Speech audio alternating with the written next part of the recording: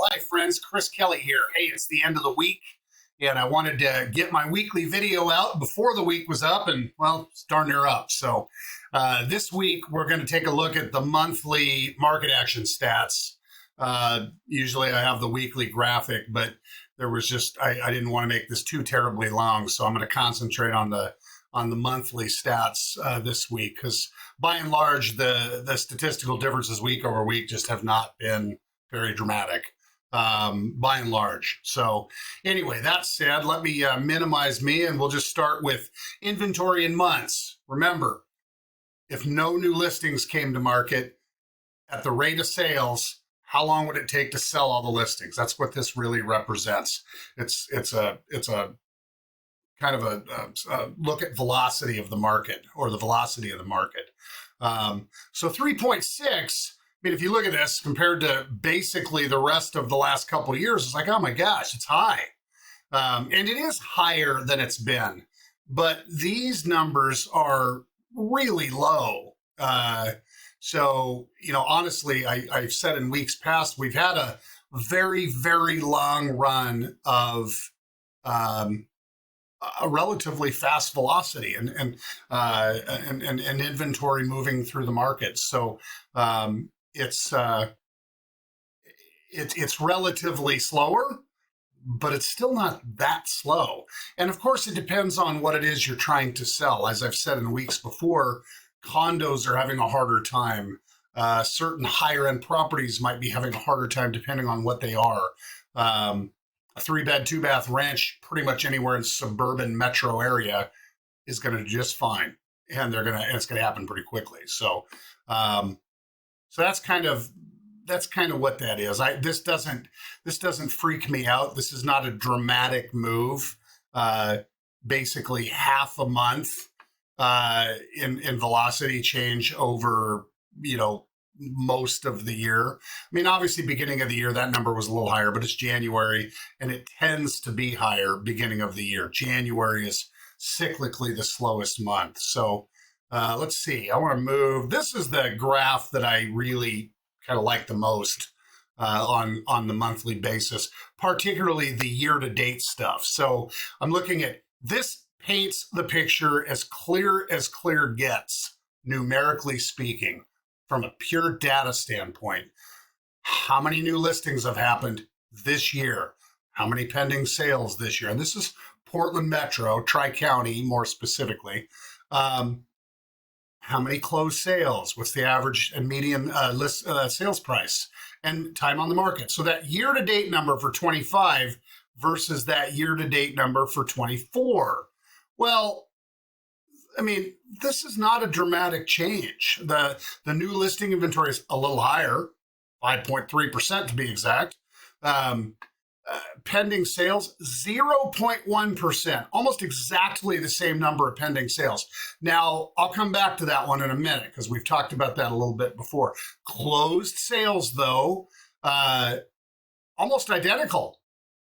I mean, in less than a 1% change year to date in the number of transaction units that have closed. Average sales price, that says flat market more than anything. So does that. It's actually come up ever so slightly, the average and median, but not dramatic. Days on the market, it's our total market time for the things that have sold, 65 versus 58. It says it's a 13% increase, and it is, but it's really, in the scheme of things, that is not a dramatic increase. Pending sales, I've talked a little bit about this. More pending sales have happened, but failed to close. And I think what ends up happening is those properties, obviously, by and large, those properties go back to market, and they end up getting sold again. And so, when you look at how it feels in the market, is that there's a lot of pending sales in a given week and less closed sales versus those ratios in prior years. But when you look at how it's averaging out year to date, we're pending and closing basically the exact same amount of homes that we were last year. So, I mean, this is obviously a flat market. And that's why I like that chart, because it really paints that picture. When you look at it under year to date, you get people that, well, gosh, inventory has changed 9%. Well, maybe week over week or month over month in a given price range. But when you look at the year to date numbers, it's pretty darn flat. So one more graph that I like, or graphic rather, that I like, that is the residential sales price by price range. Here, let me see if I can do that. So this breaks down, kind of where the bulk of sales are. This is sales as a percentage, right? Well, obviously, it makes sense if you pay attention to the Portland market at all. This is kind of where the world lives price range wise. You can see it drops off pretty dramatically when you break 700 grand. And much more dramatically when you add a zero. So same thing this way. It falls off immediately when you get under $300,000. You've taken all detached homes, so not condos, not mobile homes and parks, but just detached housing just doesn't exist in any capacity under 300, and not much even in the 300 to 400. So really the bulk of what people are buying. I said earlier, a 3-bed, 2-bath ranch anywhere in Portland Metro. Well, most of those houses I'm talking about kind of live in this red zone where price range is concerned. So, it makes sense when you look at it, but it is interesting to see it actually on a graph. So anyway, I thought that was fairly interesting. Now, here's another nugget that I found interesting. I read an article recently, and I'm going to attach a link to it. It's one of those paywall articles, so I found somebody else that posted it, another broker. I think they're down in New Mexico or something, but at any rate, they were nice enough to repost it. So I'm able to share it in its entirety. Here's what was interesting about it, and here's why. It says vast home equity cushion. And it says, keep this very simple. 82.6% of homeowners in America have at least 30% equity in their homes. Here's an add-on to that. 39% of residential real estate is owned free and clear. So the other 46%, 47%, whatever, 45% is somewhere between owned free and clear and 30% of equity. So I guess what I'm saying is, of the 82.6, 39 of it is free and clear. So here's the reason that's important. And I'm sure I have said this sometime in months past, but it is worth repeating. The big difference between now and, say, the crazy market we had in 05, 06, 07 into 08, in Oregon anyway, there was not nearly that equity. In fact, I think in this article they talked about that. What did they say? It was the average equity back in that time was like 15%. It was dramatically less. So it was, that's what it was. It was talking about down payment and loan to value. So homes that back in that pre-recession era of craziness, the average home had 85% of it financed. So 15% equity. Now, we're currently at nearly 50% equity on average. That's basically kind of taking that 39% that's free and clear, and the 30% that has more than 50% debt, and everything in between. It averages about 47%. So all that to say, well, who cares? Here's why it matters. People that think that the market's going to go to hell in a handbasket and everybody's going to be this massive wave of foreclosures, well, there's a bunch of equity. Where's the foreclosures going to come from? If somebody gets in trouble, statistically speaking, it's an equity sale. In other words, they can sell the house and not be underwater.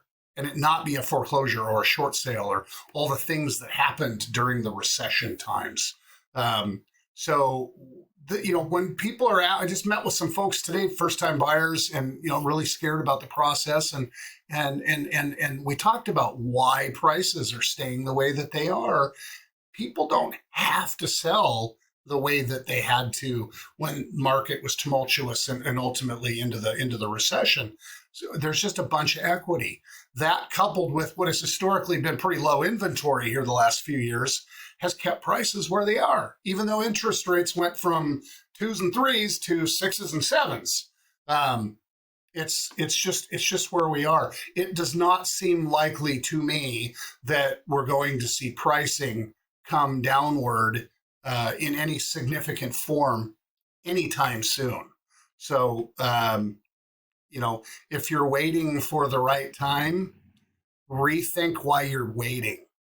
And by that, I mean, wait because it's not the right time for you and your family or you and your life circumstances. Don't wait because you're trying to time the market.